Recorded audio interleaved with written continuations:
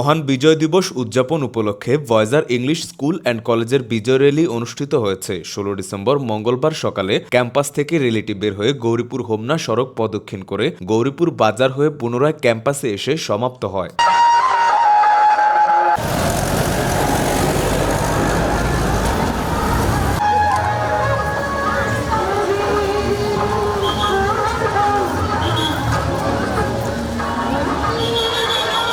র্যালিতে নেতৃত্ব দেন Voyager English school and কলেজের প্রিন্সিপাল মোহাম্মদ সুমন সরকার। এ সময় শিক্ষক, শিক্ষার্থী ও অভিভাবক অংশগ্রহণ করেন।